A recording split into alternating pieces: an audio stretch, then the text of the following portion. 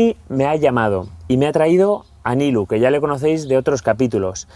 Nilu es su chinchilla mascota, no para, me la ha traído con el arnés, que está empezando, son los primeros días que lo tiene y que le ha puesto el arnesito y lo empieza a sacar a la calle. ¿Y qué ocurre? Pues que se va de vacaciones y me lo deja para que haga compañía aquí a mi conejo Roger. Roger ya vive en casa conmigo desde hace tiempo y los hemos comprado un chaletazo gigante para que estén los dos juntos. Y este vídeo va precisamente de esto, de enseñaros a que los dos animales puedan convivir juntos y se lleven bien y puedan estar en el mismo territorio. ¿Y cómo se hace esto? Pues hombre, en primer lugar, sentido común. Vamos a ver qué animales elegimos para que estén juntos. No podemos juntar a un perro y un gato que no se conocen, lo mismo que no podemos juntar a un hurón y un conejo que no se conocen. Nunca juntaremos a un predador con una presa, pero en principio un conejo y una chinchilla se pueden llevar fenomenal. Paso número 1, que se conozcan en un territorio neutral. Es decir, los sacaremos a los dos de su jaula, los llevaremos a un espacio abierto, idealmente como el que tenemos aquí, y veremos a ver qué reacción tienen.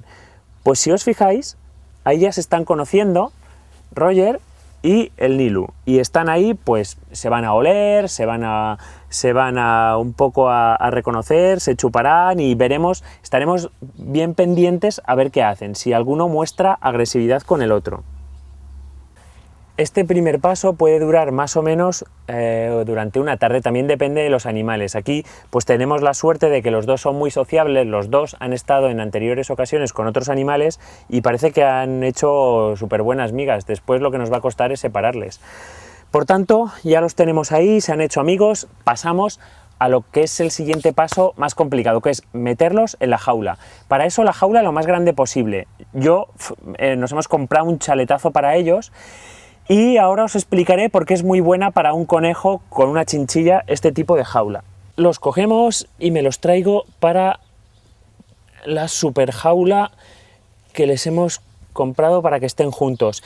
Y esta jaula tiene un montón de cosas buenas. Lo primero, el espacio, pero para que vivan un conejo y una chinchilla es ideal. ¿Por qué?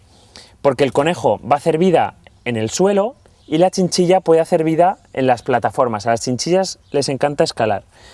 Pues en primer lugar voy a poner al Roger. Vale. Él ya ha estado también en esta jaula un día, ya más o menos la conoce. Y en segundo lugar le voy a quitar el arnés a Nilu. Vale.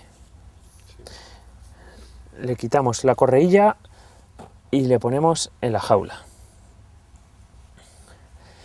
Pues una vez que vemos que se llevan bien, el segundo problema que se nos plantea es el de la comida. ¿Cómo hacemos para que coman comidas diferentes? Porque el Nilu come comida de chinchilla y el Roger come comida de conejo. Bueno, no hay tampoco mayor problema. Entre estas dos especies, el 90% de las cosas que comen básicamente es lo mismo. No obstante, hay truquitos para hacer que coman diferente. Yo voy a hacer el siguiente. Como sabemos que el conejo no puede saltar a lugares altos, al conejo le he preparado su bol de comida en el suelo. Y entonces cojo la comida de la chinchilla y se la subo aquí al segundo piso donde el conejo no va a poder acceder. De esta manera la chinchilla solamente comerá su comida y el conejo nunca va a poder subir a por ella.